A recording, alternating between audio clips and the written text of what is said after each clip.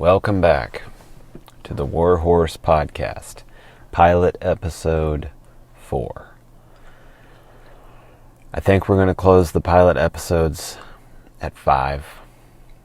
And you can hear tonight that the Warhorse is not running, but we are together. The windows are open, and it's a little late, and it's plenty warm. So instead, I have arrayed around me my weapons, in all seriousness, because they comfort me. Someday, maybe the big goal, that's when I know I will have made it, is when Winkler Knives, either one, agrees to some sort of deal where we get to put the Golden Goat Guild logo on their leather sheath, or they just issue like 50, maybe 100, who knows, like an exclusive run. I think we'd do the Operator. I think that's the only Winkler knife I have, actually, but I have 2 of them. I always like to have, if possible, finances considered here, obviously. But when I come upon something that I genuinely think that I would be willing to take a life with, or to die with it in hand, if possible. And they haven't paid me yet, so I guess we'll just cut the sponsor idea there. But fantastic knives, that would be amazing. And got my tomahawk, which is made by, I don't know the guy's name. He goes by Walk by Faith 777 on I think everywhere. But very high quality work, and I am going to have him redo the handle. There's a little more taper than I prefer. But the head, the shape, it's got the classic kind of hammer. Nothing, it doesn't protrude really far.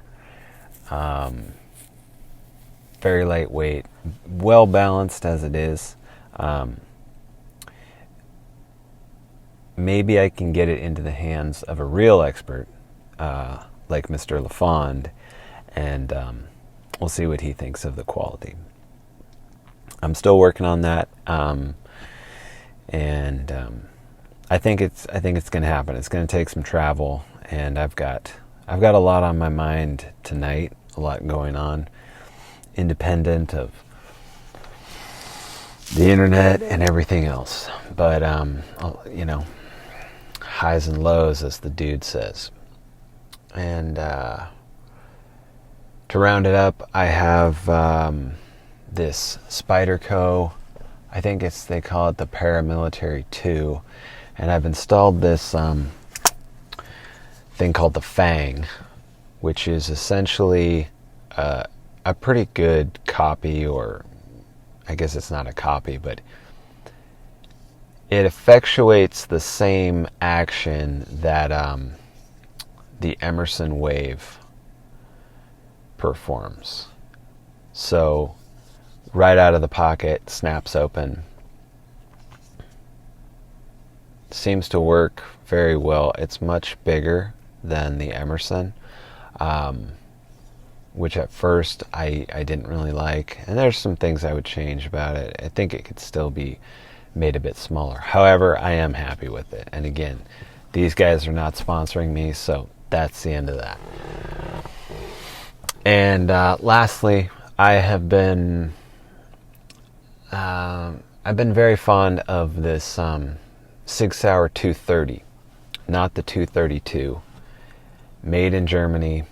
I've had it for maybe 10 years, and I was lucky enough recently to get my hands on one of these, a couple of these Enigma sort of rigs from,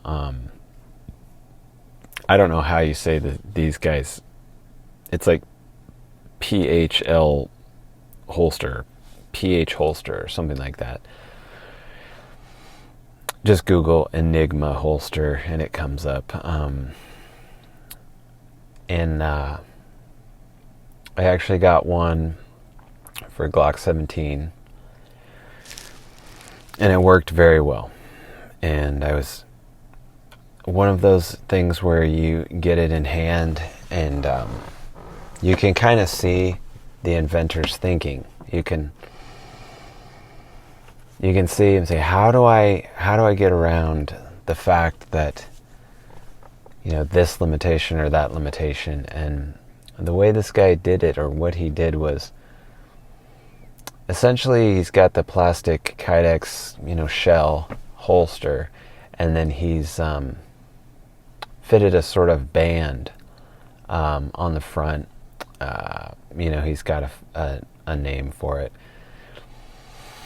And then that attaches to sort of a soft loop, a belt that just goes directly onto your skin. You skip your pants belt and all that, so it rides underneath all of that. And then it has this sort of garter-like device that hangs down. And that's the major downfall of the whole design is you got to take your pants off to get it on right. And if you don't get it on right, when you go to draw, the whole thing is coming out. You're not going to be able to yank it from the holster. However, when you do all that right, what it allows you to do is, one, not wear a belt if you don't want to. I usually wear one, but and with a smaller gun like this 230, I mean, the piece disappears like nothing even comes close. And I've tried Dark Star, which is good, JM Custom Kydex, which is probably my favorite, probably the best of what's available. But again, no sponsorship. That's the end of the commercial. So tonight I wanted to try and speak about Portland by way of a man named Alan Savory. And as I've mentioned before, I born and raised in Portland, 7th or 8th generation. I've never been quite sure. Family came over in 1846 on the Oregon Trail. I've tried pretty hard to see who led them, and nobody famous apparently. And they missed Jim Bridger by like a month. I guess at Fort Bridger. I forget the research now. They made it to Oregon, and the two oldest brothers cut south, taking the Applegate Trail through Southern Oregon, my old home. I left Portland in 2009, 2010, something like that, and went a few places and then wound up back for most of the last decade in Southern Oregon, which is its own very unique place. Anyway, these guys, the Trollinger brothers, passed through there on their way to the gold rush, where they were successful. They came back with a small fortune, I think $40,000 or $50,000 worth of gold in 1846.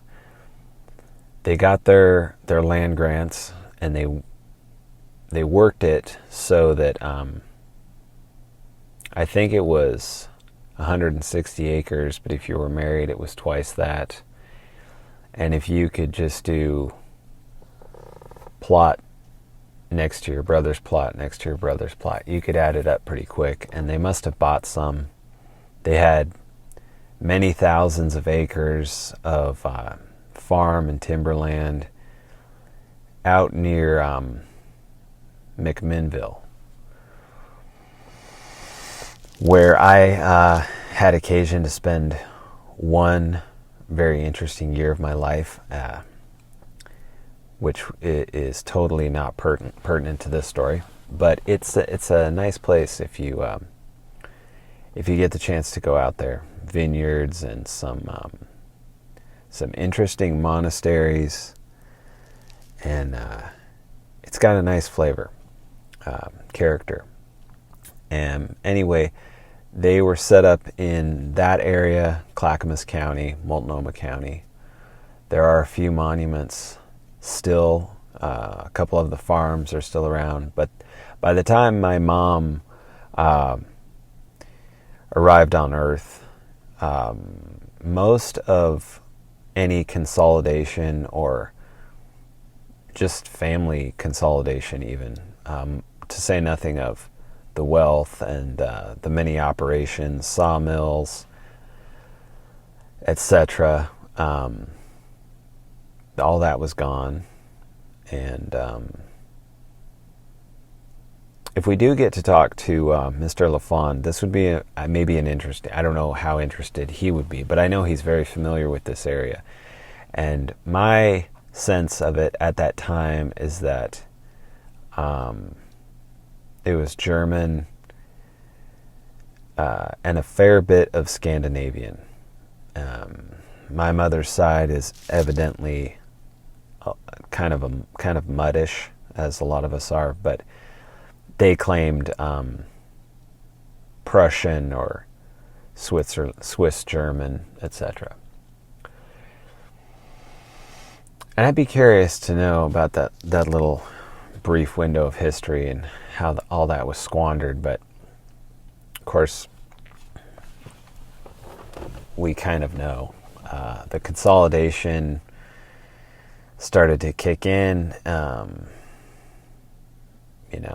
it, of course, now, if we shoot forward to my coming of age, say in like late 80s, early 90s, almost all of the like small-time family logging operations and fishing operations were long gone.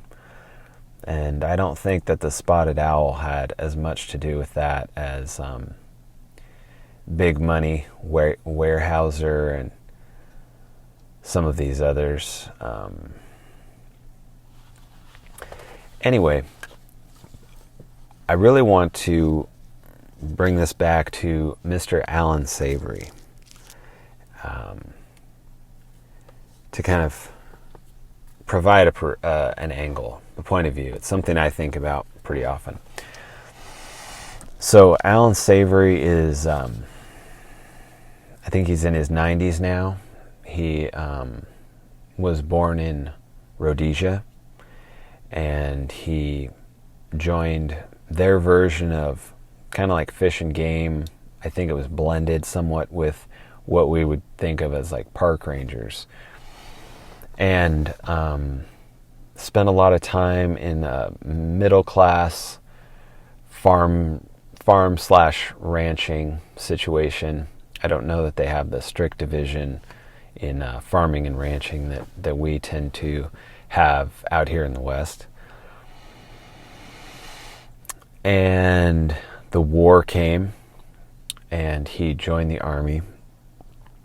He moved into very quickly what was their version, the Rhodesian version of Special Forces, and was tasked with creating the first modern combat tracking unit, which he accomplished. And maybe in the first paid episode, I will dig out for subscribers the ultra rare, never published essay that Alan wrote about that time, about his creation of the Rhodesian Combat Tracking Unit. He goes into weapons, he goes into gear, web gear, stuff like that, creating new stuff for the operations that they were doing. Pretty interesting read. And I've met Alan, and I consider him a mentor, certainly. And we've corresponded now for quite a few years, maybe close to a decade. So that's worth mentioning as I kind of launch into this. But as the story goes, the war was pretty well fucked from the beginning, and I don't think that he knew that. And even today, I'm not sure that he's sorted everything out. His life takes a turn, which we'll get to. So he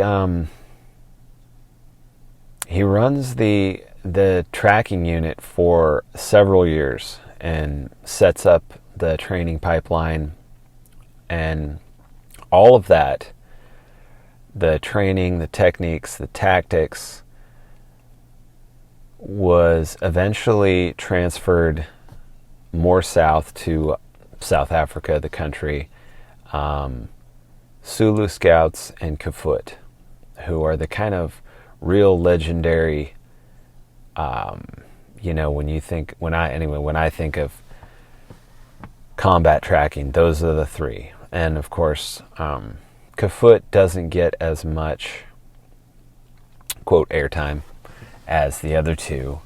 However, John Hirth, who ran, I'm not sure what the state of tier group is right now, but I worked with John and for several years and in varying capacities. And John, I was about to say was, because tracking is the kind of thing where you drop it for 6 months and you gotta train for a month in whatever particular AO you are in to get back up to speed. But it's faster than some other perishable type skills. And again, I'm not sure John's status right now, but great tracker, and I learned an enormous amount from John. And his opinion on Kafut was that in their way, they ran down more dudes and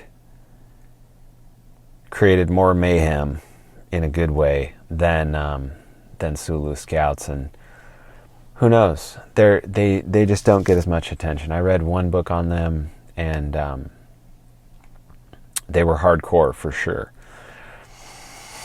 Anyway, back to Alan in the Rhodesian War.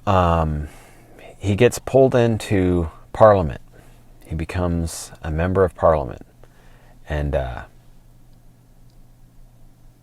my understanding is that he was kind of pulled in, that he was not drafted exactly, but he was recruited, we'll say that. And his life very quickly takes a series of shitty turns, I think. He leaves the army. He does a very short tour of duty, if you will, in government politics. And then he's exiled And he winds up in Australia and Europe and a couple of other places, and eventually comes to America. And by this time he's working on what I think he will be known for, which is what he calls holistic management. And this is a school of thought applied to a military school of thought, adapted, heavily adapted and expanded, and then applied to ranching. When he came to America, he contracted with the BLM, Bureau of Land Management, as well as private ranchers on the problem of desertification. And the real crux of his thinking is that in order to combat desertification, you need more animals. And the buffalo, he cites the buffalo. He also cites, thousands, if not tens of thousands of cases where he's proved this to be true. The unique way that ruminant herd animals act upon the land in terms of how their hoofed feet till and how much they nibble of the grass. Do they take it right down to the nub, or do they just take an inch and move on? All of this plays in, and with the buffalo, of course, the wolves play in, because they are just harrying these massive, millions of tons of animal over the plains. And, that's going to have an effect. And, he's shown conclusively that using various factors of animal density, time, and space, as well as a bunch of other stuff. Ranchers will get pissed if you slide them on how complex this is, and it does get pretty dicey. But suffice to say, you balance all these factors, and you ultimately get more animals on the ground. And this kickstarts everything from the soil biome to the soil that retains more water. They are dumping their nutrients through urine and feces right back onto the land. And anyway, if you check it out, it's very interesting. It's hard to say where it lands with the elites. They've entertained him a bit, but he still takes a lot of flack. And having met the guy later in life, and I guess at that stage he wasn't an official exile, but he's lost multiple children. He's lost at least one marriage in all of the fighting. I think some of his family moved to South Africa, and maybe some remained in what becomes Zimbabwe. But he's a man, I have great respect for him. Very intelligent, very tough, super wiry, maybe 6 feet tall. And last time I saw him, he was, I guess, like late 80s. And compared to, say, your average American boomer, he would have been more like a 60-year-old, 65-year-old boomer. So being likewise harried in his way, over the globe, I think it sparked a fire in him, which probably extended his life, and that's all for the good. And he has returned.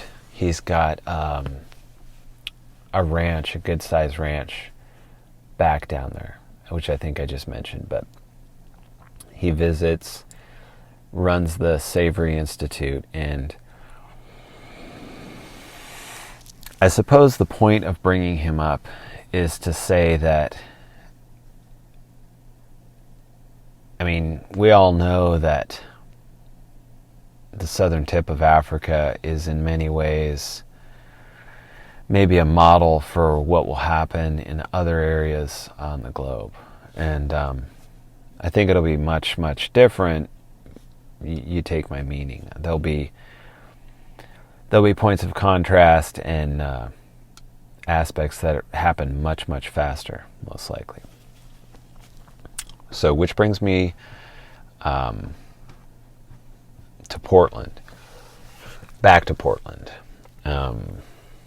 As mentioned, I'd left in 2010-ish and went to the East Coast for a bit and returned to the West Coast, a few places in between, and spent the next 10 years in Southern Oregon. I think I visited Portland twice. During that time was when everything was set up. I guess I could go back farther and we can make an argument that it was set up before that. We'll just speak from my experience. Portland was still very habitable, and very much still this kind of strange place that wasn't Seattle, it wasn't San Francisco.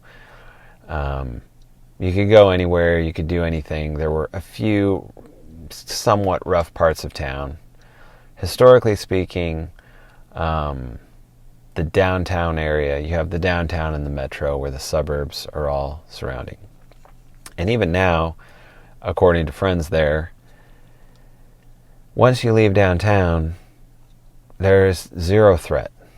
The worst thing you're going to run into is bad weather or just ideological liberal turds who aren't going to give you a hard time. They don't care. And the videos that we see coming from downtown where you have these homeless camps, that showed up, as far as I know, within maybe the last 5 years. There were always like small encampments, but nothing on this scope,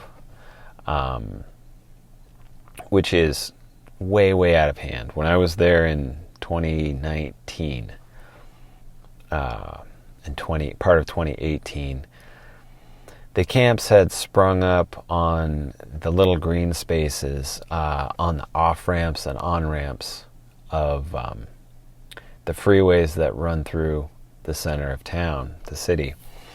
And in this way, I gather that the bums are able to make access to their goods a little more difficult, a little more treacherous, which is pretty smart, actually.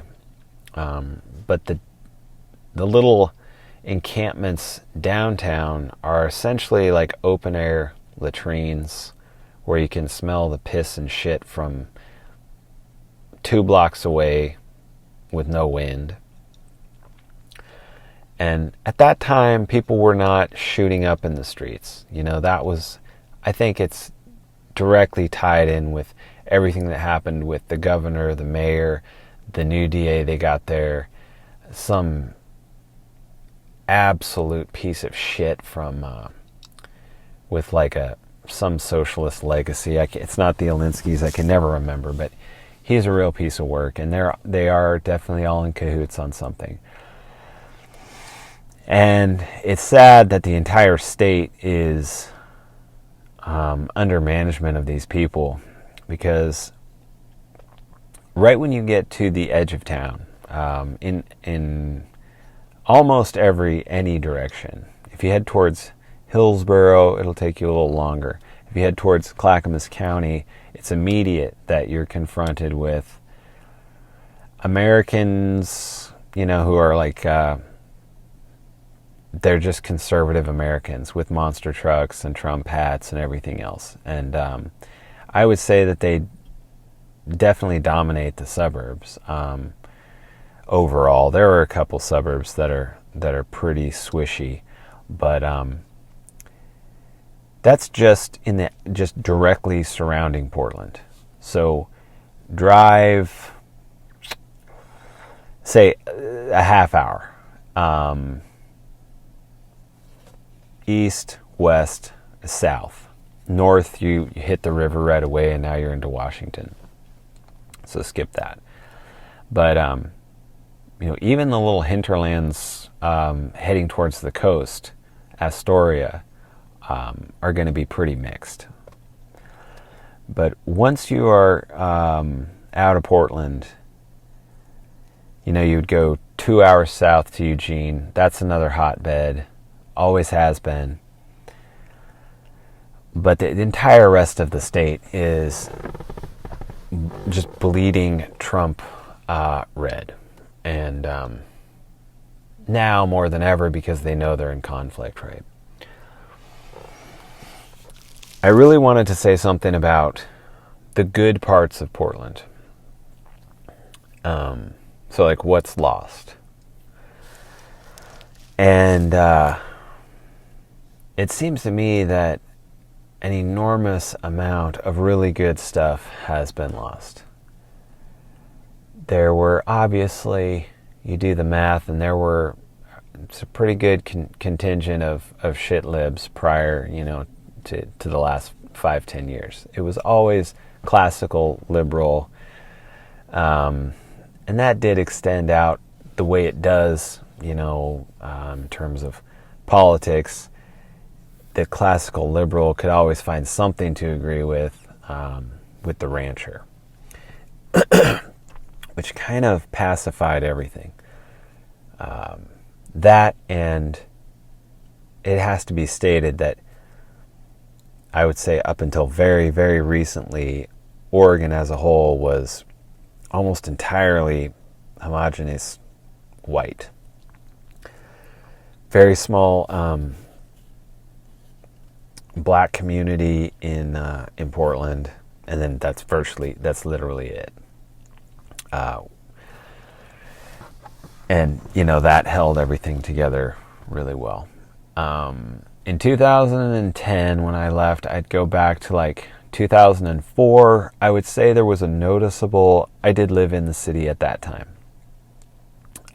Pretty young man, 29, 28, 30-ish, not married. But it was hard not to notice a pretty serious influx of what seemed to be all Midwesterners. And I think these were maybe the black sheep from their families. Maybe they had heard about Gus Van Sant or the West Coast art scene in general, or maybe Seattle was a little bit too intimidating, but Portland looked doable. I don't know. But at that time, you didn't have any big bands. You did have Chuck Palahniuk, Fight Club, and Gus Van Sant, but each contributed some pretty decent stuff, despite other things I might quibble with them on, or just straight out avoid them for. But at that time, there was an influx, and prior to that, growing up as I said, in the 80s and 70s, I was alive, but kind of, still pretty out of it.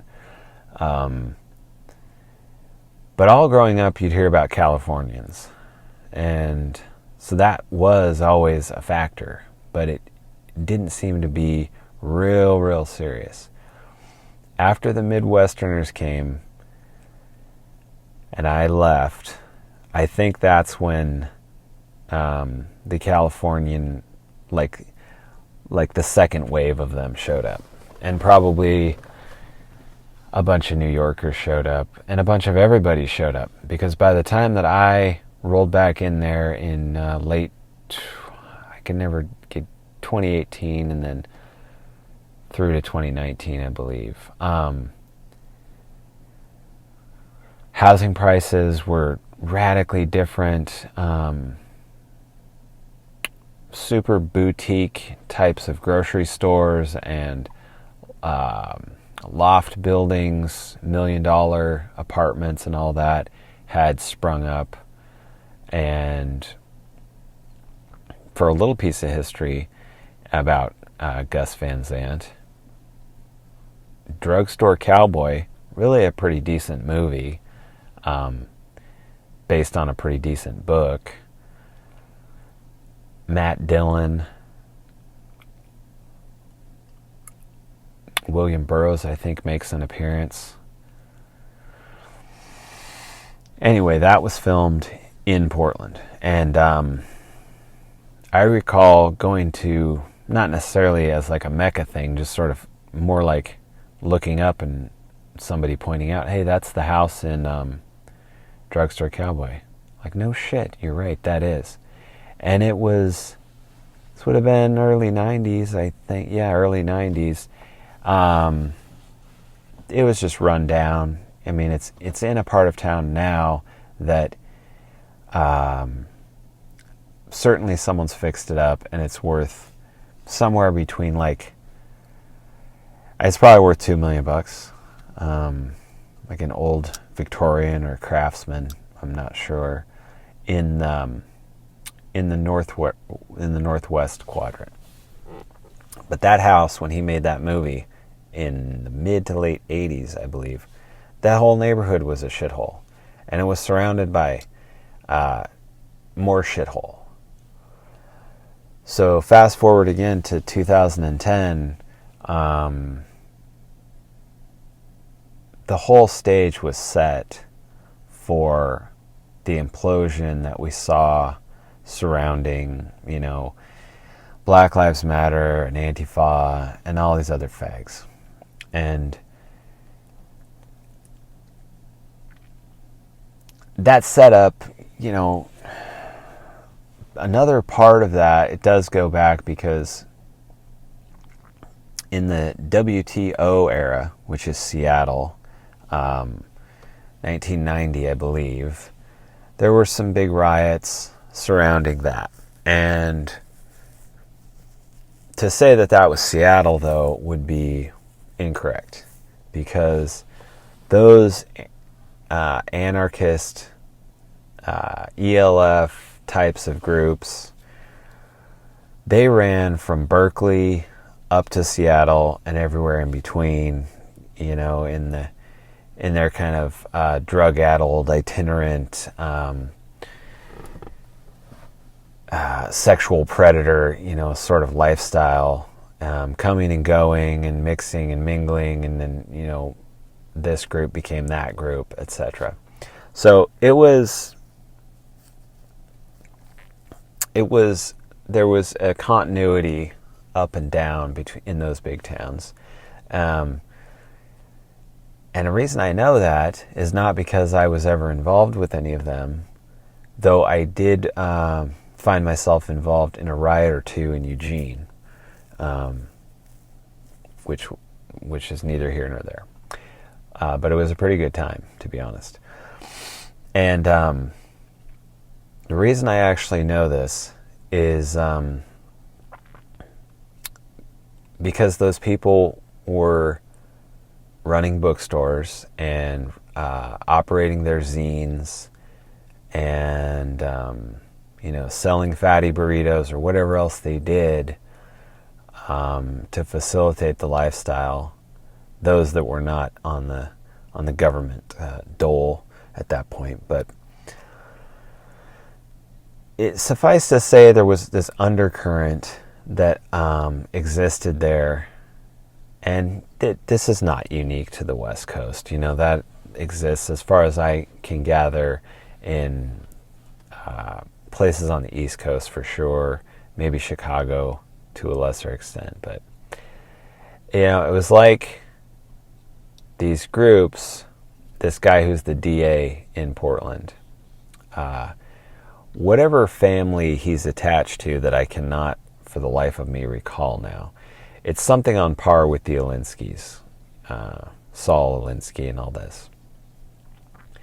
Those people working with whoever they do at the higher, the trillionaire or billionaire class, they set their, they took their time and they did the groundwork for what became of Portland and what everyone saw in the news. I keep skipping the good parts. So let's go back to that real quick. Having lived in Austin and spent a lot of time in California, Washington, all the western states, some of the better cities in like the mid-Atlantic I'm fairly familiar with, meaning like months and months and months at a time. I would say that Portland at its height had some of the best food anywhere. And because, well, there's so much of it, the prices were always pretty decent. It wasn't like walking into Laguna Beach and you say, oh man, these people have organic pastrami on artisanal rye, but it's $19 for a half a sandwich. It was just always affordable. It wasn't as much of a lifestyle thing as it was more tightly woven into, quote, normal folks who shop at Safeway, etc. Some of you guys might not know what Safeway. I think Safeway is nationwide, but James LaFawn will certainly know about Safeway. Anyway, food, music, some big bands. I guess I wasn't into any of that shit by then, but they popped out of Portland later in that period when I was gone. But prior to that, you could go to any quadrant in the city, and you could get like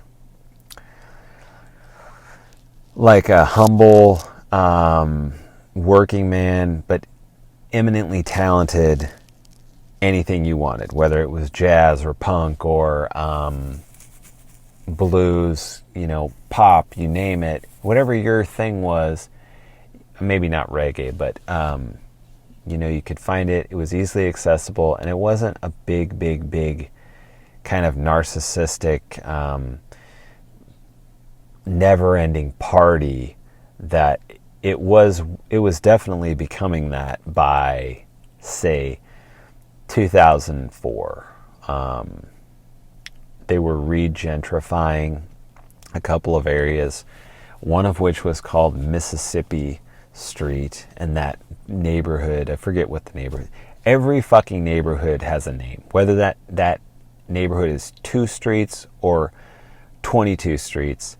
That it was, as when I was a kid growing up, I'm from Portland. My parents are from Portland. Grandparents.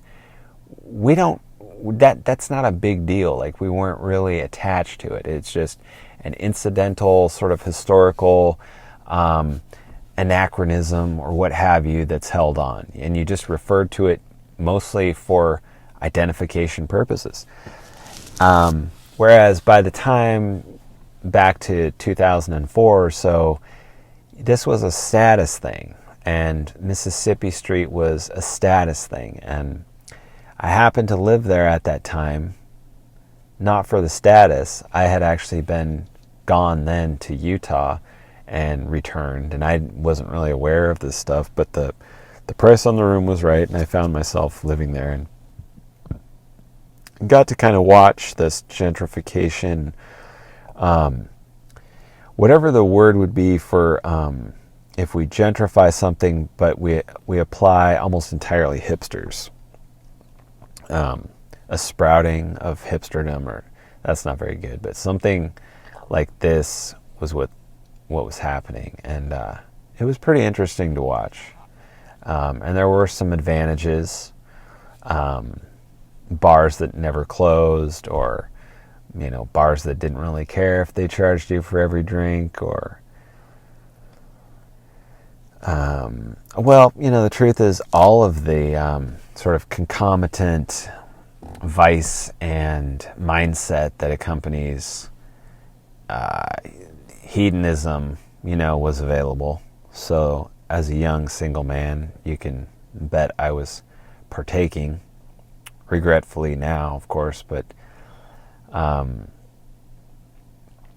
that all just goes hand in hand. That's another thing that might be worth noting. Again, we're back to the bad side right away, but it wasn't, like real straight, clean-cut developers at the forefront, which was, again, maybe it was kind of, in my lifetime, there was a laxity, and there's this hangover from the 60s that never quite left, but it was always balanced with enough work ethic and enough these other qualities that will hold a society together, or what remnant of them we had then and barely might have now. There was enough of it that it was a good place. It was safe, at least, and you could get a lot done if you wanted to. I got a lot out of my childhood. I am pretty lucky for that. And I guess another real big thing about Portland that drew a lot of those Midwesterners out was the proximity to truly epic wilderness. I have spent enormous amounts of time in some of the most beautiful places in America. Montana, Idaho, Wyoming, North Carolina. I've lived in Texas and plenty of other places. And while each of those places, sure has their unique thing that one person might prefer and another wouldn't, Oregon has, I would say, for sure the most ecosystems. They have genuine rainforest. We have like authentic sand dunes, the ocean, high desert, weird lakelands, truly epic mountain forests. And you have variety. Down south it's very hot in the summer. It's much more dry, but it's very rugged. So in theory, a lot of these Midwesterners came to partake of, 2 hours from Portland, you've got stunning, largely uninhabited coastline. Nothing like the East Coast. I'm sorry, but if you're from the East Coast and you go to the Oregon coast, you will be pleased. There's nobody there. It's way more dramatic, and it's just, trust me, much, much, much better. And then, the Midwesterner sort of wannabe, the other idea would be to go 2 hours back east into the Cascades and go, grab yourself some world-class skiing. Most of these pursuits never really happened. They take to the drinking and now the Tinder or whatever, and still to this day, not this day, but the last day that I was there, there's nothing like the traffic in the outdoors that you would find in lots of parts of California, certainly the big name places like Yosemite, etc. And same with the beaches. As far as the future of this very interesting city and the question for me remains, even though all that setup is kind of observable and maybe some of the tinder was placed there long ago, maybe it's partly genetic in terms of the white guilt and whatnot, and everything just kind of a confluence of things came together there. I have a hard time buying that. And I'm not saying that these architects of events are as artistic as what, I'm going to suggest, but in some ways this is sort of like Hoffman's or Shelby Downard's mystical toponymy, which we haven't gone into yet, but we're definitely going to get into. But Hoffman picked up Downard's theory and kind of ran it forward and spun off some much, much, much more elaborate and interesting and well-founded stuff. But you'll understand if I say where I did like the second half of my childhood outside of the city in a suburb was right across the Willamette River from the quote end of the Oregon Trail. And there was a museum down there. Oregon City is the little town there. And you could see it over the river. And it was kind of a anticlimactic or inexplicable thing to be in high school and understand. So that's manifest destiny. That's it. That's where it ends. Why? Like, why didn't Los Angeles, something like that, spring up there? Oregon City was always very run down. Now, of course, none of us could afford a house in Oregon City, but back then it was kind of a shithole. And it was also kind of nice in some ways. And I don't mean to bag on it, but it certainly didn't have the grandeur or anything to go along with something like manifest destiny. So it's curious that, to me, the fireworks, at least, or the pyrotechnics of the real grinding, probably next decade of, to stomp this country into the fucking ground, kind of started right there. And many of those fires that were started, not this last summer, but the COVID summer, I had friends reporting that those were absolutely black-clad, blue-haired turds. I don't know. They're probably too stupid to jack a car, so whether they borrowed a friend's Kia and got a milk jug full of gasoline and then dumped it in the dry grass. That's probably exactly what they did, but something like that. That would have been almost exactly this area, Oregon City, the end of the Oregon Trail, that my ancestors and many, many other people's, I'm not saying that this is some special to me thing, many, many people's ancestors made that arduous journey, losing lives, losing limbs, losing all kinds of shit. And I am one of those people, that I am exiled. And I feel akin to my friend Alan Savory at this point. Maybe the drama is a little bit less in scale. However, the story's not over yet. And I think in the end, I think most of you guys would probably agree, we're probably going to outdo everything that Africa ever pulled off in terms of mayhem, madness, weirdness, blood and gore.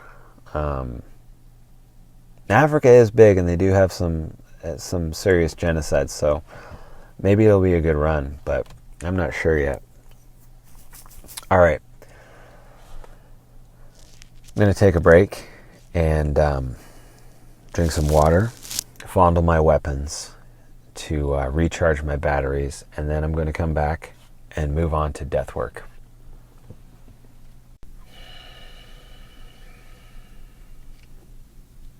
The words of the preacher, the son of David, king of Jerusalem. Vanity of vanities, says the preacher. Vanity of vanities. All is vanity. What does man gain by all the toil at which he toils under the sun? A generation goes, and a generation comes, but the earth remains forever. The sun rises, and the sun goes down, and hastens to the place where it rises. The wind blows to the south, and goes around to the north. Around and around goes the wind, and on its circuits the wind returns. All streams run to the sea, but the sea is not full. To the place where the streams flow, where they flow again. All things are full of weariness. A man cannot utter it. The eye is not satisfied with seeing, nor the ear filled with hearing. What has been is what will be, and what has been done is what will be done. There is nothing new under the sun.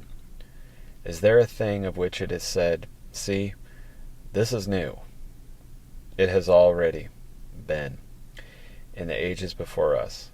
There is no remembrance of former things, nor will there be any remembrance of later things, yet to be among those who come after.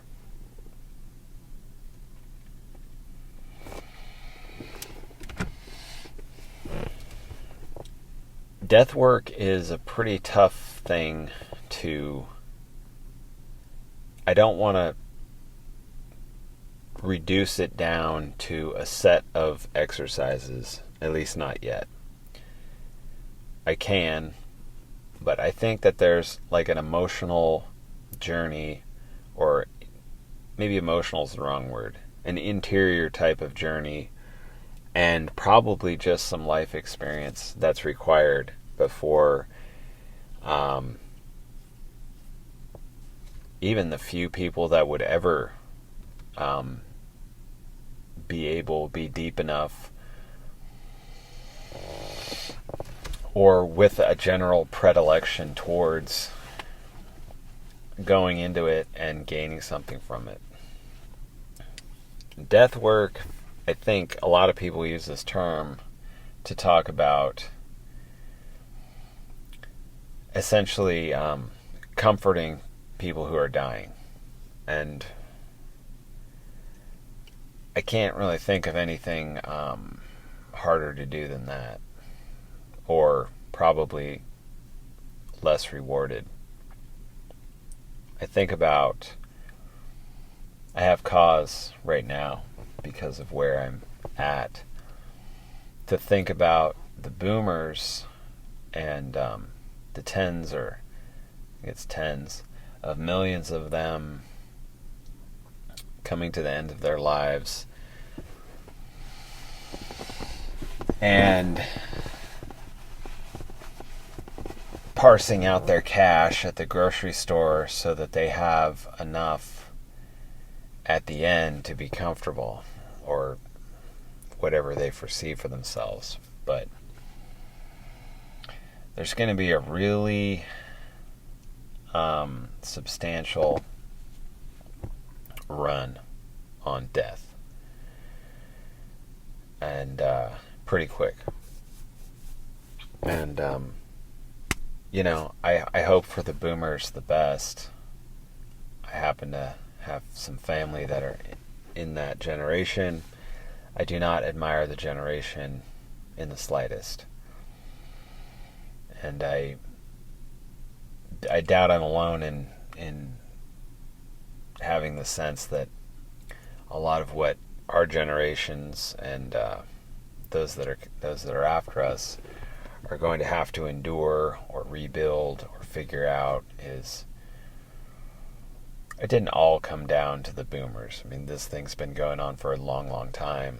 However, there were some critical choices, quite a few of them, that on every single count were dog shit. So,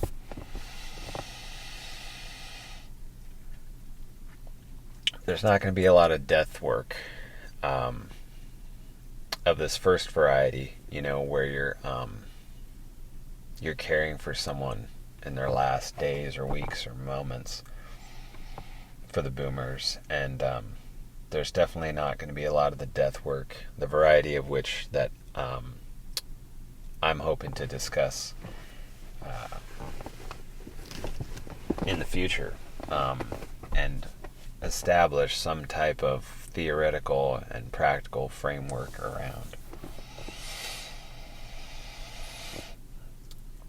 So another way of thinking of this, maybe the most simple, is simply grieving. And I have a friend who goes by the name of John Mosby that a few of you guys might be aware of. He had, I think he still has, the blog called Mountain Gorilla. And I trained with John, and I like John a lot, and he's been a friend to me. And at a particularly crucial moment, I remember he said that grief is real. Grief's a real thing. And if you guys have been reading the posts, I have this tendency to go to some length to obscure the lines between what is real, or what we think of as real, and what may be another kind of real, or may just be supernatural. And that's intentional, and I'm going to keep doing it. And so what did John mean by real? I think it's a good example of this kind of third substance that I'm fascinated with. And I say substance because it's like ectoplasm or something. It's neither material nor non-material. Similar to the fascia that we've talked about a little bit, building up and causing havoc in your body. You can tear up that fascia, but you can't necessarily, despite the lacrosse ball or the massage, etc., find the origin of it. And yet it will return. If you have like a recurring muscular or musculoskeletal type of injury in your low back, say, you can rub that knot down to the point where you've taken it down 60-70% or more till it's almost gone, and it will return. And if you go into the research on it, it's hard to figure out. Does anybody know what the fuck is really going on here? Because I think the hippies and the herbalists and the shaman types are closer to the truth that this neural pathway, this trauma loop, and the nerve connections, the communication that's happening between that injured site in your brain, running, the memory of the trauma through it. The brain itself evidently has some type of material, synaptic type of content. However, it also seems to have some pretty obviously electrical or energetic content, and how that's all stored is unknown. So I feel like I'm on firm ground to say, or firm enough ground to say, that grief pretty closely related to trauma. And I mean, if you have trauma of one sort, you can definitely have grief. If you have trauma of another, you might have grief, but it's that grief is of a different variety. And the way that we grieve is interesting.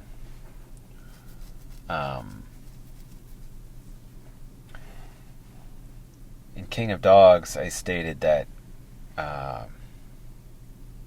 Grayson had a lot of skill, a lot of cunning, a lot of Odysseus type of qualities, if you will. And yet he could not weep. And that was a reference to an Orthodox thing. And it was to make a point as well, to say that this is a character who's going to him, he's clearly intelligent and open-minded enough to accept that, as John Mosby says, grief is real. And he's not going to overlook that. And he has some grief, as readers come to find. And he's dealing with it. And so your basic therapeutic model, which is, to their credit, they have expanded a lot. I think if you were to go to the right place, you could probably get a pretty wide and pretty deep understanding of what you're going through, and some tools and etc. But my understanding is that in cultures outside of the West, and in older versions of our culture, I am a man of, quote, the West. I'm a white man, so this is the culture I identify with. I don't identify with America necessarily, though I'm an American, and yeah, a lot of American stuff is great, and I do identify. You get the point.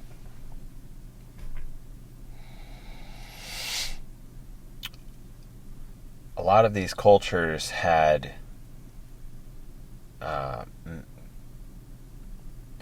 methods and approaches to grief that would melt faces now. In one particular culture I'm thinking of, if you were to just stumble off and decide to get drunk every day for 4 or 5 months and pass out at the edge of the waves, of the shore, the ocean, that was fine, Apparently, the community would swing through and make sure that, let's see if this makes the sound better. Is that better? Yeah. Apparently, I forgot my microphone. The community understood that you needed this sense of abandon to get to wherever you needed to get to. And that's a question. Where do you need to get to? And I think where you need to get to is like back to life, because having experienced what some would say is the height of potential grief, and gone for it, cut all the ties and did it myself. Unlike Grayson, my character, my hero, I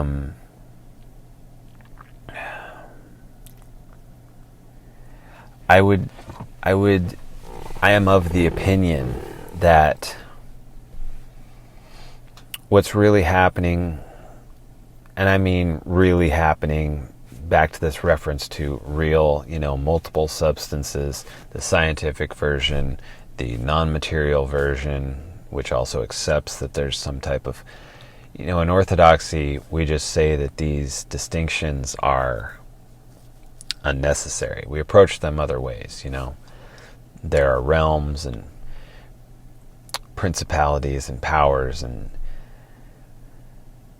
some of that language is very similar to dimensions, portals, planes, and even in pretty traditional scientific stuff. I mean, clearly in physics, we have dimensions. How many we have might be up for debate. And in the psychological literature, I think the subconscious is pretty fully accepted. So, with that in mind, in reference to grieving, what I think is happening when one is actually grieving, not burying it, not gonna get to it, but is on now, is a stretching of that person between these two worlds. There's some part of us that wants to go with the dead, that wants to not have to endure this state of getting up and never speaking to that person again. The remorse, the regret, the things left unsaid.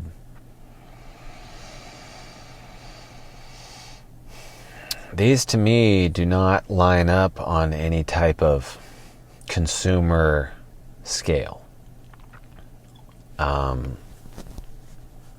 Maslow's hierarchy, that's some pretty vague shit. And yeah, we can stuff it in there at the top with self-actualization, I suppose, but that's not clear enough. That's not enough for me to roll on. So, I go with this version. And to say that death work is like grieving, I hope is a simple transition, because the essence of death work, say when you're not actually grieving, and you could definitely do my version or this version. I don't know that it's mine or I discovered it. In either case. But let's say that you are not grieving and you are going to engage in this death work. And I think what you're doing is, first of all, going back to the mold, hopefully you've weighed this and you've considered it, and maybe you've come up with a similar term or you have another conception of it, and that's all fine. In my terms, you've stretched the mold out so that, Peterson calls this one of the big 5 traits of open-mindedness, and a lot of that sort of clinical psychological stuff just strikes me as arbitrary labeling, and I don't think that Peterson intends to be that way, but some of the box that the guy finds himself in might be explained by the boxes in which he works. And hopefully if someone wins the grand prize, the Golden Goat Guild giveaway, we can have an opportunity to have Dr. Peterson on the podcast, or I'll go on his, and we'll really find out where the rubber meets the road. I keep trying. You guys help me out on that. I would appreciate it. Anyway, the back from that detour is to say that, if you've stretched the mold to this point where you've gained some openness, and at least in how your identity works, what you're willing to identify with, what you're willing to contemplate. And to go back to orthodoxy, to me, one of the reasons I love it is that the church itself acknowledges this need to not presume an answer to every one of life's difficult questions. There are sacred mysteries and perennial paradox that are upheld And this, to me, is the way to go. And so I'm trying to use that to explain, if you've flexed, you've worked on flexing your mold, thinning it to where you have more space to move. And again, physically, psychically, with your reason, maybe most importantly, then you probably already found that, and you can find this other ways, but we live in a kind of a constant state of a form of routine, loops and routines and habits and such, and duties and family and work all play into this. But I don't think that just pawning it off on duties and responsibilities and families is acceptable. The culture itself that created these situations, where the grind set, and I work 40 hours a week and God damn it, I'm a good person. Fuck you. How fucking that you couldn't get any dumber than that, any more dumber, in the sense that the one does not mean the other, and two, you've accepted that that's the definition of things. And so in finding a way to flex away from, and by flex I don't mean muscles, I mean flexibility, I mean shift and slide and move away as if you're in the clinch and you're trying to get out of something. That's what the mold is. The mold is the blob, the blob's a terrible word, but this thing that's constantly moving with you to try and contain you in this cultural / psychic and then physical box in which we're constantly coming up against it in times, for example, when you have to grieve. If no one told you that you can grieve any way you want, there's no right or wrong way to grieve, then presumably that person would either refer to television or movies or what mom and dad had told them. And then, I guess it comes down to what movies you watched and whether or not your parents were dipshits, which is kind of what it comes down to for a lot of people. And I hope that's not the case with anyone listening to this. It's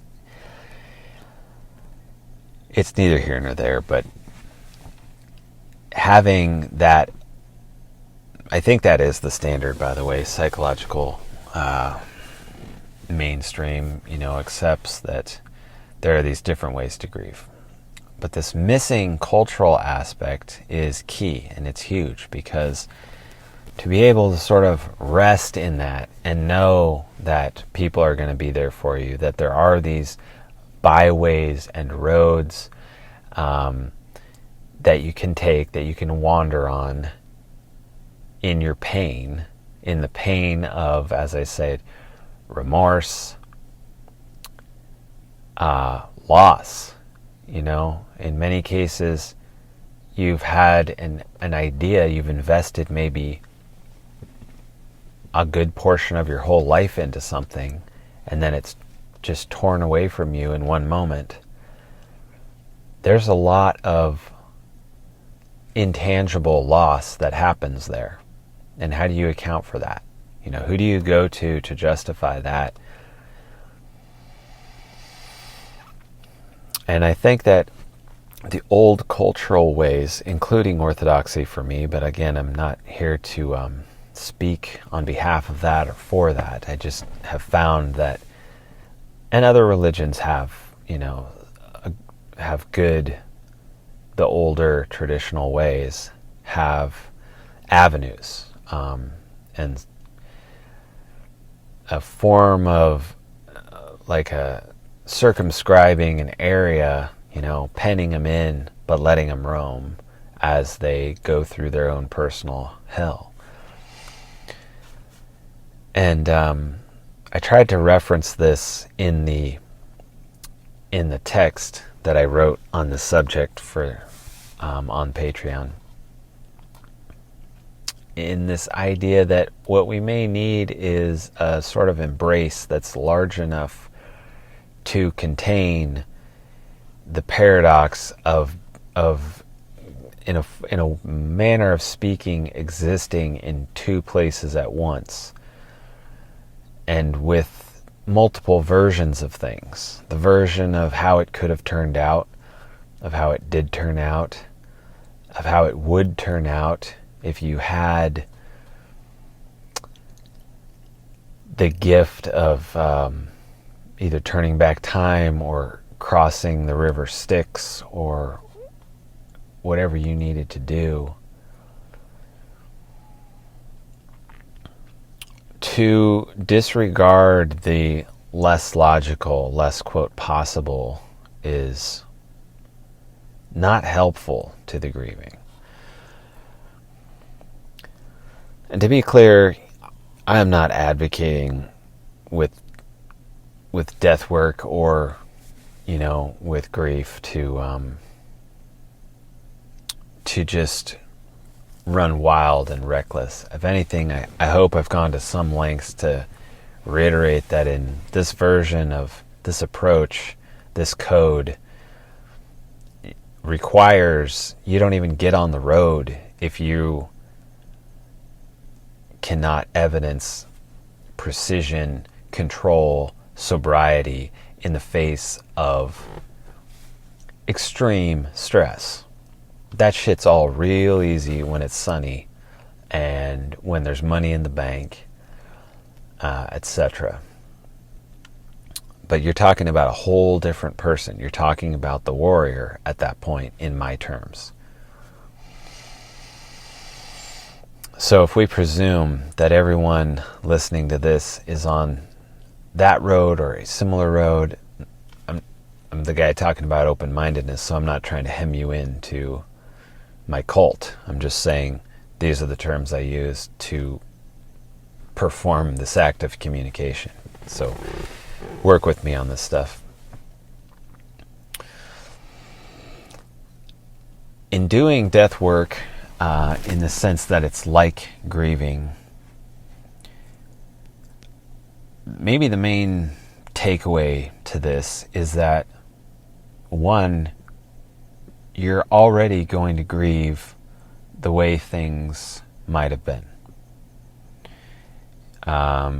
If the world were to go on, and again, the elites just disappear tomorrow, and Trump returns, and an economy is amazing, or Richard Nixon crawls out from the grave, and whatever the fantasy would be, you're still going to have regret for the way that things could have gone. And that may be on a personal level, have nothing to do with the macro events surrounding us. And again, it may have to do with those macro events. Maybe those are the currents in which you play. And when we're talking about this yearning of another way, what we're talking about is in reference to our previous discussion about the dissociation between the emotional and logical or reasoning centers.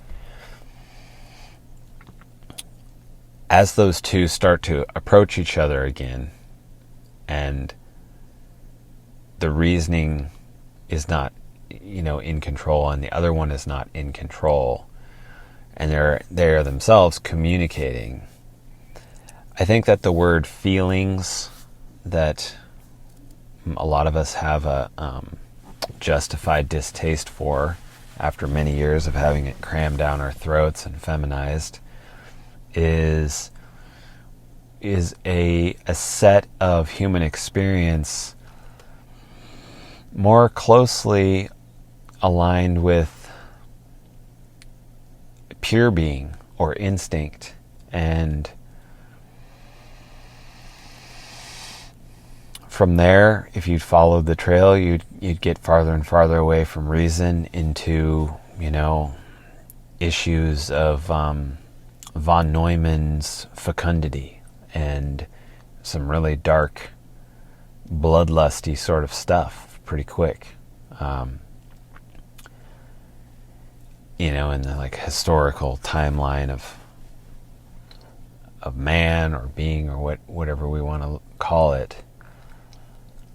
And in these terms, there's no need to go that far, because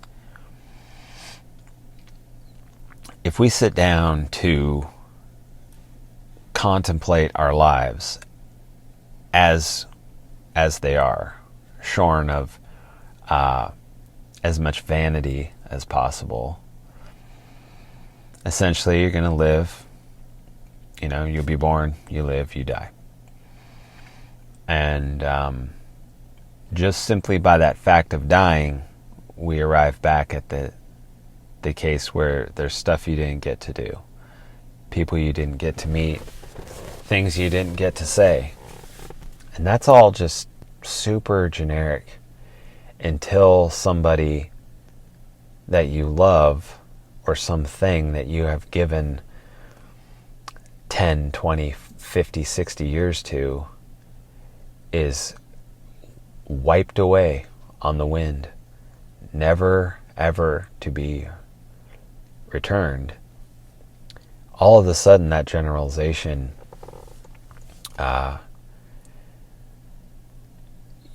what do we want it to do is come into sharp focus. Instead of what I think normally happens is we are overwhelmed, which is likewise normal in the first stages of acute grief.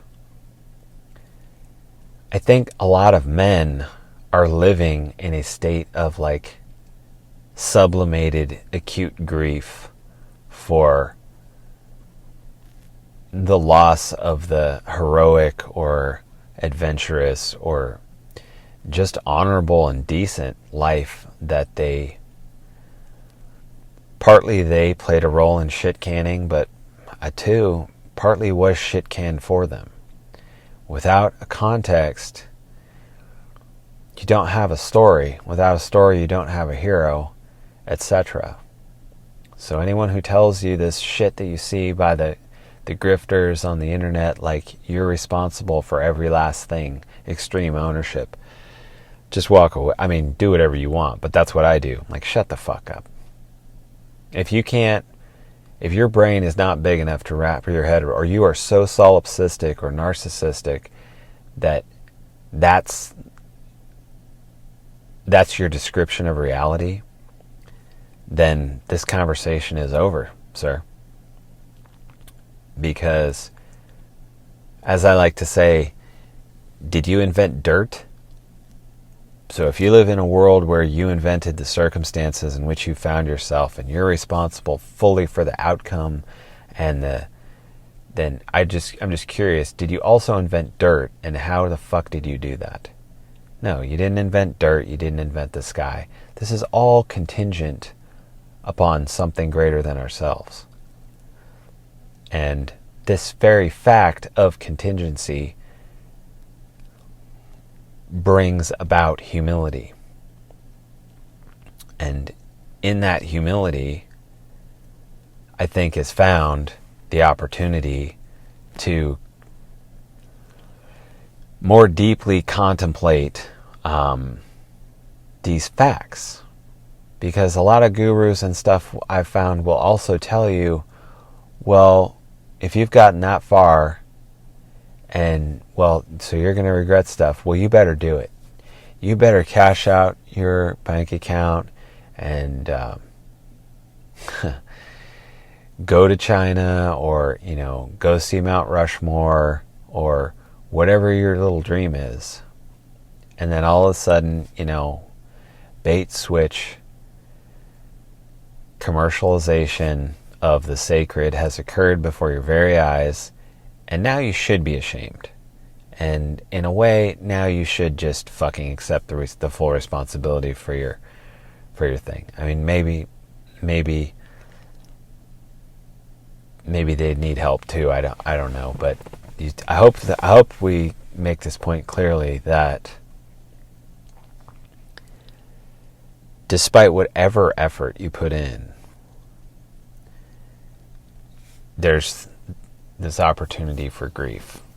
And that's just in relation to your own interiority, your own personal hopes, dreams, desires, beliefs, values, to say nothing of what fate is going to serve up for you along the way that will then feed back onto all of those foundational pieces of yourself.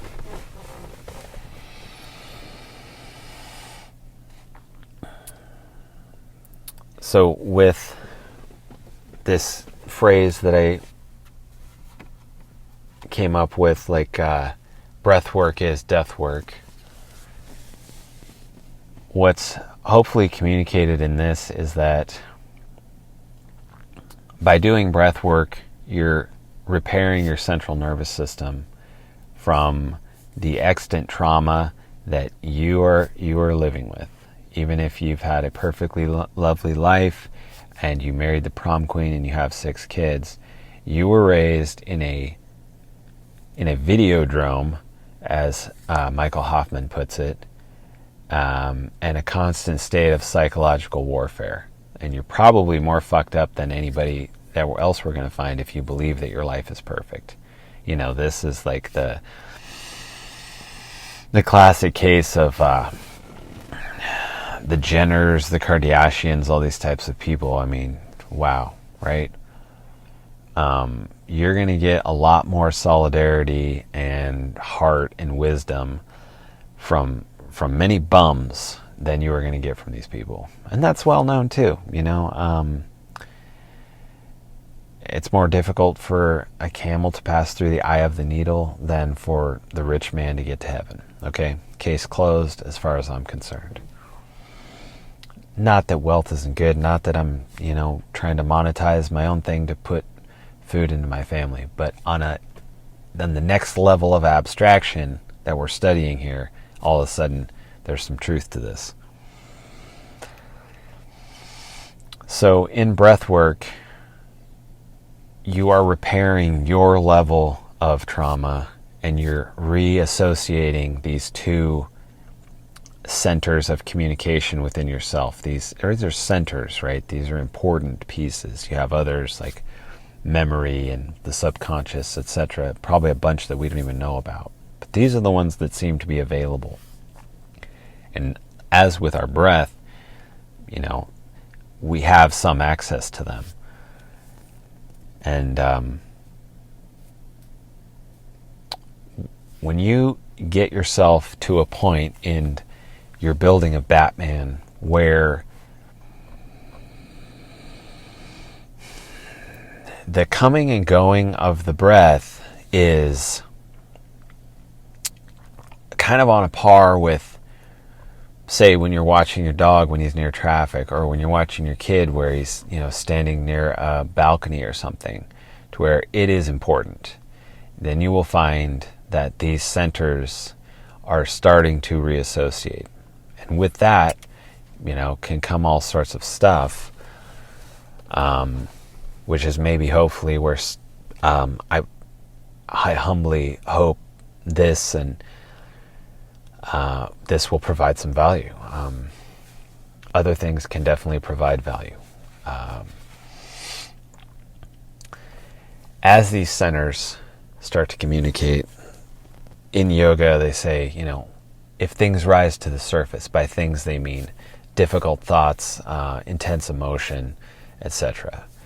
You know, identify them and you can come back to them and you can let them pass for now, or they'll say like, you know, you can sit with them. I suppose what they mean by this is, you know, you can sort of zone out from your surroundings and focus inwardly now, and that's fine. What I have found, this may be worth noting, is that you are able to come back to it later. I think there's a sense sometimes that if you don't experience this some profound wave, this may be a feature of the over-feminization of modernity. I It may not be, but take my trust me on this. You can identify something as long as you really identify it and you really mean to go back to it. And then you can go back to it, use your breath to calm, and you can visit that thing, you know. And in so doing, either identifying something in any present session that you're doing, or coming back to a thing that you previously identified, either case, I think that part of the thing here is that, again, we have part of the mold, part of our culture, is pressing us to get on with it and get through it and hurry up, got to pay the rent, which is true. There's no question about this. However, I think that if you have the sense of commitment, or which can come from a number of other places, right? Like, if I don't get it today, I'll just get it tomorrow. If I don't get it tomorrow, I'll be back here the next day too. That mindset is key here, because you will get back to it as long as you get back to it. And this is important because, as we said originally, the breath and malfunctions of the breath are directly related to these maladaptive avoidance type behaviors. And at root, they do seem to be avoidance behaviors that then manifest later as social dysfunction, addiction, all sorts of other stuff, procrastination, what have you. It can get worse from there. So in avoiding, we have this corollary language of confronting or approaching. And that seems to me to be the right terminology. And so, to try and hone in on this a bit more, what exactly are you approaching? What exactly are you having a confrontation with? And this is a pretty subtle place, but I believe that what you are confronting is probably like both the gift of life and the tragedy of life, or something. Hopefully we can refine it more than that, but you have this eternal type of moment before you, breath rising, breath falling, and the interiority of yourself, thoughts, quote, things, failures, regrets, trauma, these sorts of things, that's what I mean by things. Like, if you're groping around in the dark or walking through a large dark place and you know there's stuff over there, I'm just going to not do that today. There's a little bit more light over here. Maybe I'm going to focus on this today, etc. Not a bad approach. I'm not criticizing the approach. Day to day, you got to do moment to moment, which you got to do interior, exterior, etc., etc.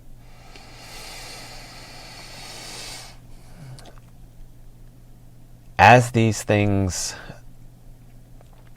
present themselves, and as you, with a reasoning mind, can approach them, what do you find? Well, you find what we find in Ecclesiastes, what Castaneda, again, probably stole from Ecclesiastes, that you have this sort of depressing fact that this is all temporal, and it's all like, where do I find meaning in this? At first, when I read this, I was like, why is this in the Bible? And the key there, I think the reason it's in the Bible is because, similarly to the rest of the Bible, it's pointing to something greater, another world, another a quote being, we don't even use the term being because we don't even know that God is a being. And the way I've found my way around this, could be right or wrong, it's just here for fodder, is through the philosophical side and panentheism, not to be confused with pantheism or 10,000 other variations of the stuff. Panentheism, pan like all, theo, God, en, God in all things, is not just, if you meditate on this, eventually you arrive to, maybe not a conclusion, but a certain state of things. And it is as simple as, so God is in the cactus. Well, the whole ground of being for the cactus to exist, that is space, time, gravity, all of the myriad unknown and known thousands of parameters for this existence to exist, those are all dialed into these precise degree. And the ones that need to flex a little bit have that tolerance built in. The ones that cannot flex because shit would fall apart, do not flex.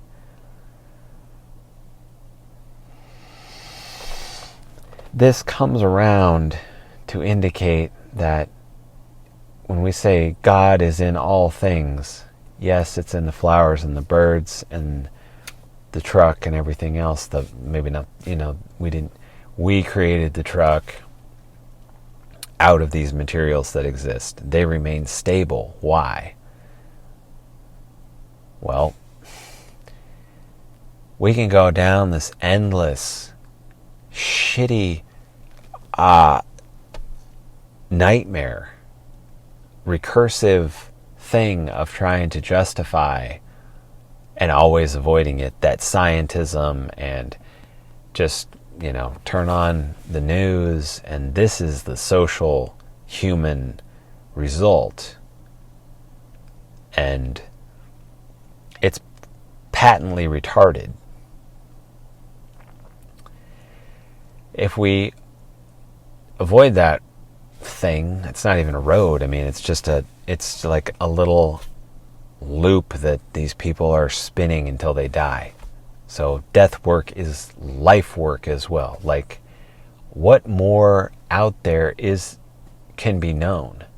We're only going to know it if we come to this kind of confrontation with this ever-expanding moment where we also realize, well, this moment feels like that, but I'm also told that there is an end to this, and I have witnessed the end, others' ends. So that's this huge gift, You have hopefully cobbled out a little slice of the world. Hopefully it's very safe, and hopefully, like me, you have fine weaponry that you can keep nearby, and you have good, loving people very nearby all the time, and you have a nice, natural environment that you can look at and walk in, whatever. Hopefully you can experience that moment because the breathing brought the centers together, and there's not this violent emotional recoiling away from this disturbing, seemingly factual observation that while right now I have this space and this comfort, at some point you're telling me, or I'm told, that this ends. And back to the retards, walking in their dung pen. And that's it. That's all there is, they say. They don't believe it, and we don't need to even discuss it anymore, in my opinion. What I'm hoping to have a discussion about and contribute to with this kind of progression between breath work, the mold, uncertaintism, death work, so forth, is when you arrive at this confrontation, what you actually have is an unknown.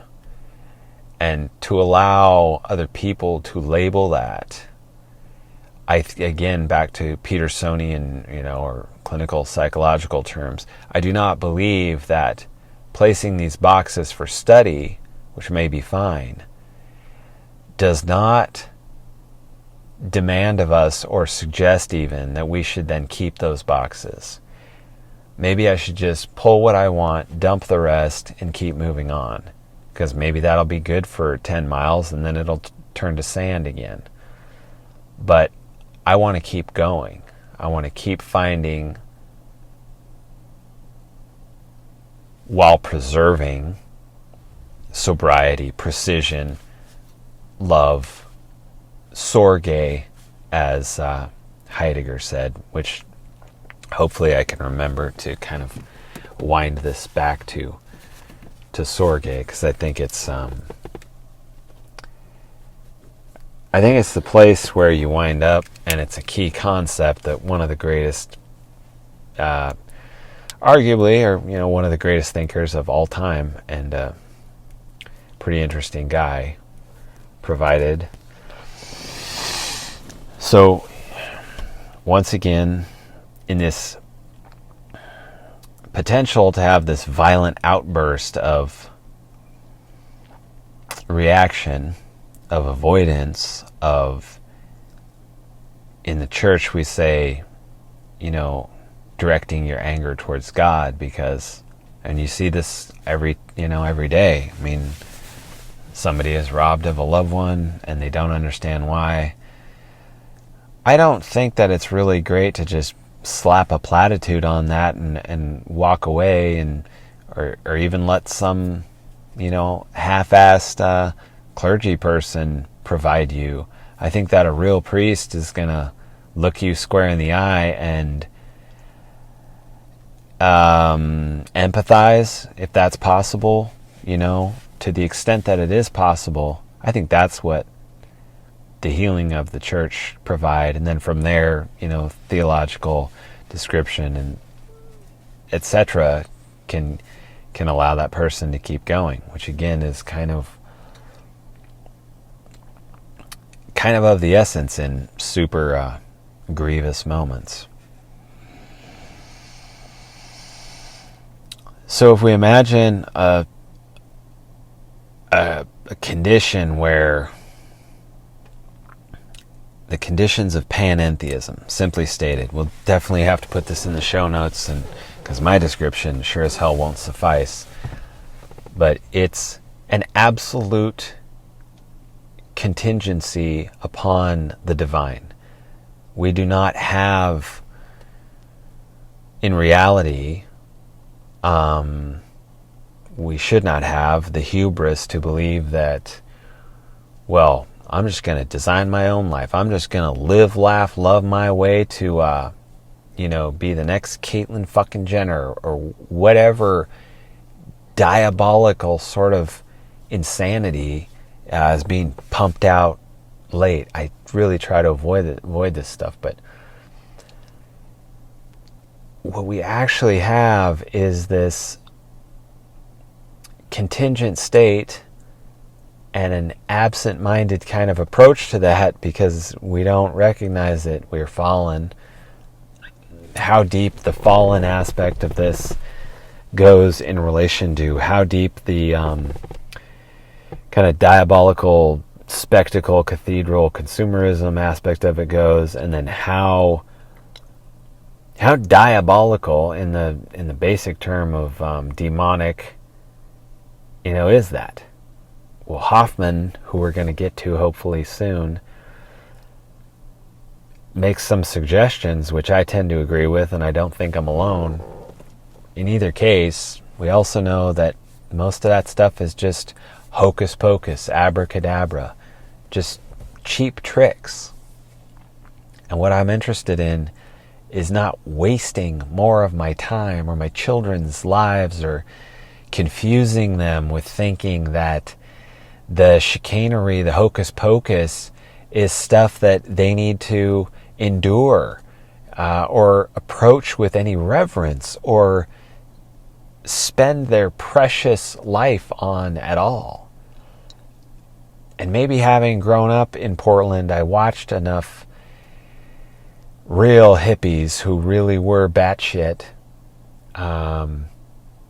push their kids so far out one way that I was able to witness, if you don't have any of this grounding, if you don't have precision, if you don't already have probably a few things, life experience, and then you're also without the community, well, those are probably the people wandering the streets of Portland right now and talking to their shopping carts or the like. But there is this wide open quality to the contingent, conditional, panentheistic consideration. And again, this seems to be reaffirmed by the church insofar as we don't define what God is.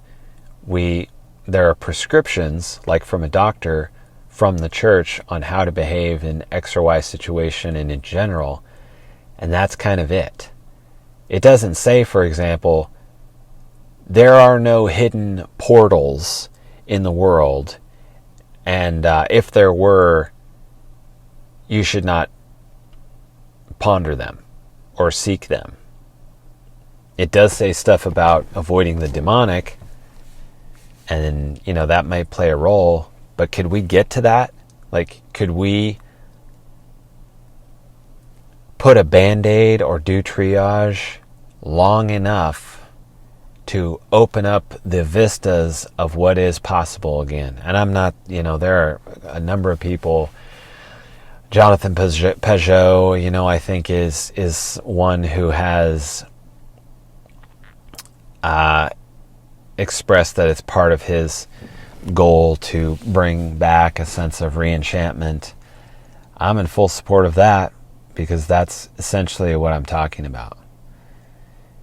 And insofar as death work is this work and death work is life work, I believe what I mean by this, or what is meant by this, is that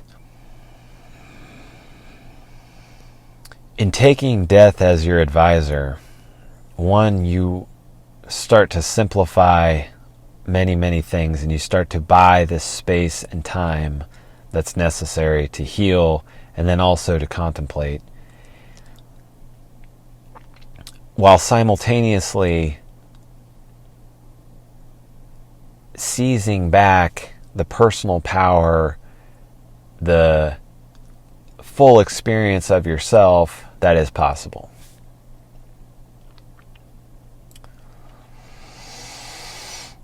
So,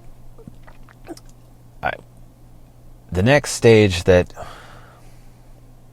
first I should say, I hope you guys throw up your questions on this stuff if you find it interesting. If we're going too far out, we're still going to go this far out, but we can turn it more towards the practical considerations. But we're pretty far out now, and I could go farther, but I think that's good enough. However, because this is the Warhorse podcast, pilot episode 4, it's worth noting that the other aspect of death work is there's a preparation available to you toward loss by developing resiliency, by developing your own relationship with an idea such as panentheism, or your own relationship with God. But actually developing it would be the key component there. There, you're building the synapses. Where else would the reasoning and emotional center, where else would they be communicating if not there? I think they are.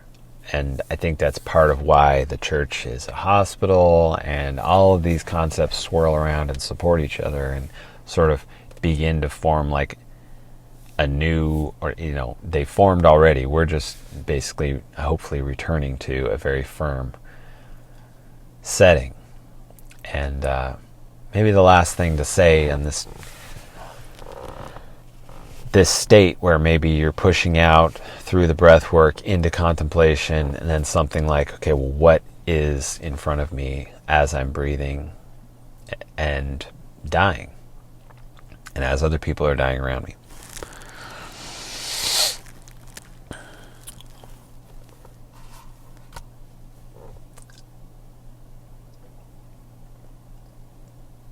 Sorge, I think that's how you pronounce it.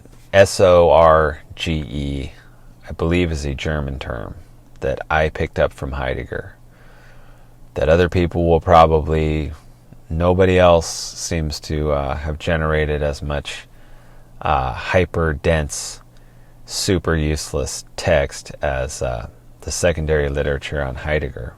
But what I take this term to mean is essentially a kind of human kindness that you extend to appropriate places, yourself, your loved ones. And I wouldn't go so far as humanity in general, because that's totally theoretical in itself and ends up being a kind of more trickery and stuff to be used and leveraged against you. You're not going to account for all of humanity, but Sorge arises, I think, out of this infinite sort of sadness that exists within a full contemplation of our situation. If God is in all things, if He is in this recording and in you listening to it, and we have our instantiations of self, Andy and yourself, in some sense, maybe what I'm trying to do is to speak over garbled airwaves, if you will, or a confused dimension, a fallen cosmos, from one tiny shard of a thing to another tiny shard of a thing, and simply say, I'm out here too. And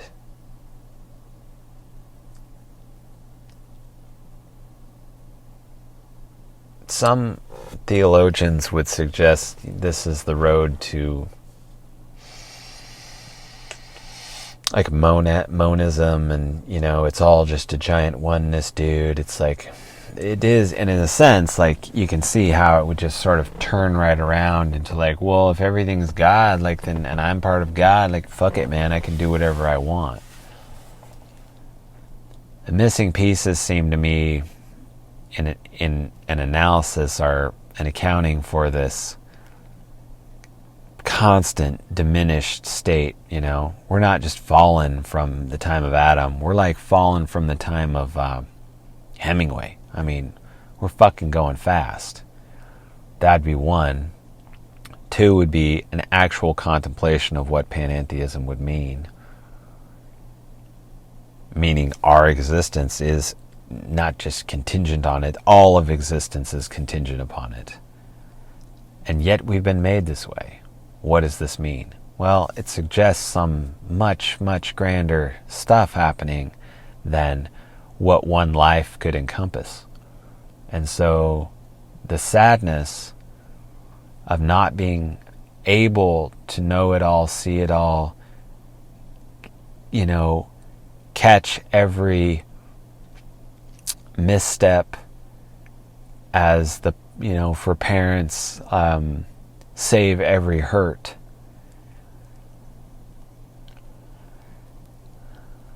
And then another aspect of that sadness also seems to be a kind of longing towards this either re-enchantment, and there's also a corresponding disappointment with wherever we've come to so far. So Sorge seems to me to be, and this is one of many places where me in the modern day Till Valhall quote warrior whatever are going to diverge happily on my side.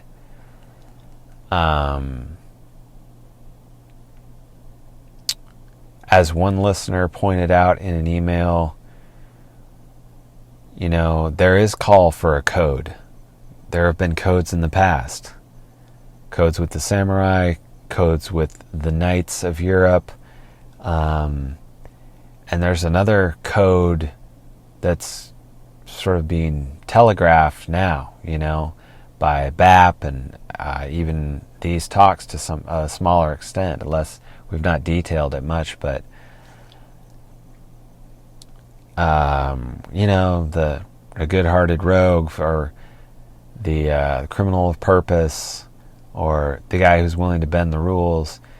We'll have to define these things. I hope you guys can help me out.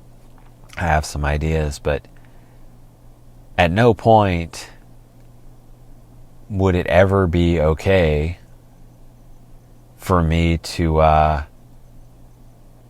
let go of this concept of Sorge, because what I would be letting go of would be letting go of God. I would be moving away from that.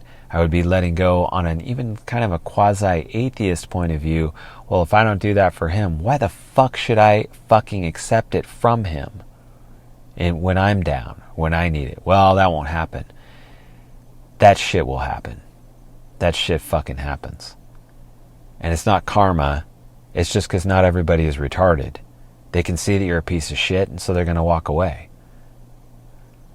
But the Sorge, this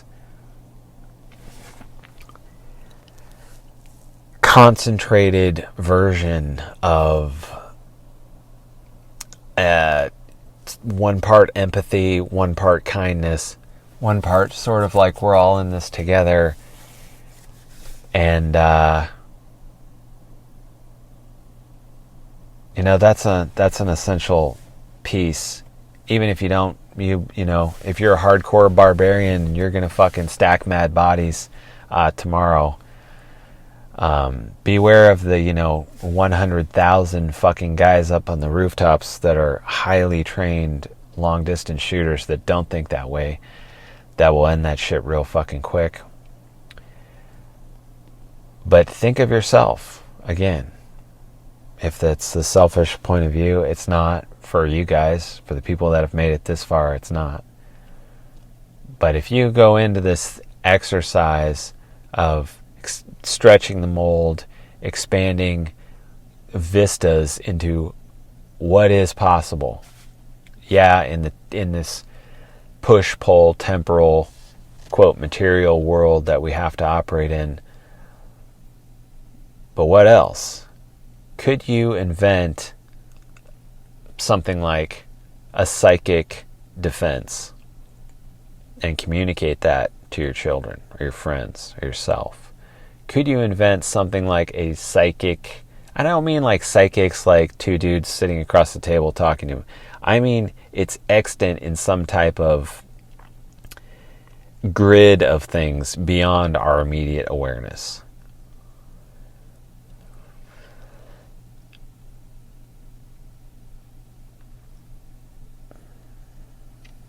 And with that, I think that I will leave myself in a bind that I will have to untether in a subsequent episode. But this is the place that I'm driving towards as a area of curiosity.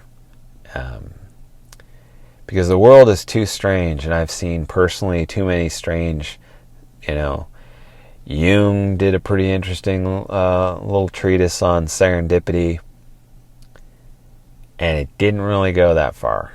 And yet, the world, as far as I can see it, is becoming like converging on levels of bizarreness. Levels of abstract bizarreness are sort of running in a confluence to where, we're in a condition where we're supposed to take seriously that there's a mock set across the street from the White House, of the White House, because for reasons, as the kids say. And, the bars and the bulletproof glass, that's just, we just haven't gotten around to taking it down yet. And this is the road home, guys and gals. And if you don't just get in line and go for it, you're clearly a giant asshole. And so you see what I mean by like levels of abstract weirdness and absurdity have concentrated into a situation like that. And of course, the rest of the context is we have conversations like this going on all over the place outside of that.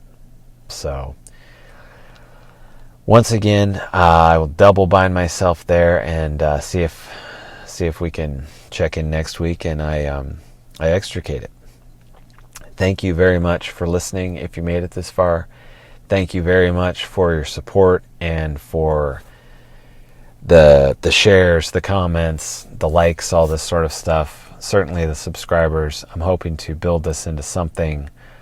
I hope to get it like this last conversation where it's just barely in my grasp, because I have a sense of maybe we can draw other people in who can help us weave these together into something much bigger than what I could ever hope to contain or create. So, till next time, take care.